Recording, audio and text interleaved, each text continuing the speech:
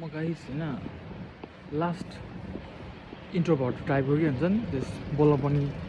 लजाउने लाज मान्ने होइन अब कसैले केही सोच्ला कि कसैले के भनिबो हाल्दा कि भने जस्तो फिल लाग्ने कि होइन तर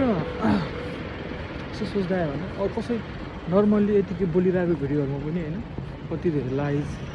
भ्युजहरू आउने होइन अनि बिस्तारै बिस्तारै मान्छेहरूले हेर्दै गएपछि उसले पनि आफूलाई पनि सेल्फ मोटिभेट हुन मन लाग्दो रहेछ कि अब त्यस्तो देखिरहेको त्यस्तो लाग्दैन र जसले स्टार्टिङमा गरे हुन्छ उसँग केही हुँदैन होइन उसको अब जस हरेक कुराहरू हुन्छ भनौँ न आर्थिक कुराहरू अनि त्यसपछि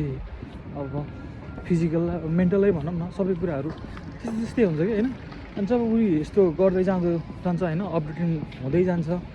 अनि अपलोड गर्दै जान्छ अनि त्यसपछि उसको बिस्तारै बिस्तारै कुराहरू पनि यस्तो डेभलप हुने के हुन्छ नि अब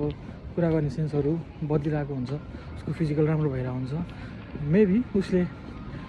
हेल्थ केयर गर्यो होला अथवा जस स्किन केयर गर्यो होला होइन अब स्किनहरू पनि राम्रो देखिने त्यस्तो हुँदो रहेछ त्यही भएर इन्ट्रो अब भाइमा जाइ चाहिँ मुखमा आउँछ त्यही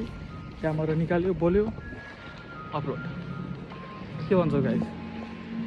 ल है त जर्नीको साथ दिउँ होइन यो subscribe like and hit the like button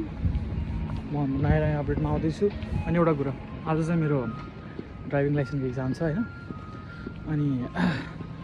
exam कति बजे लगभग 10:45 उकिचुके हो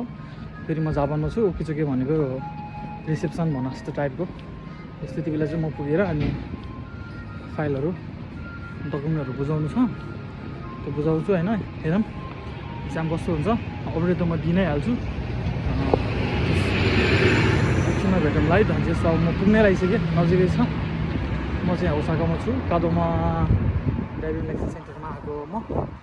ल सी यु गाइस लेटर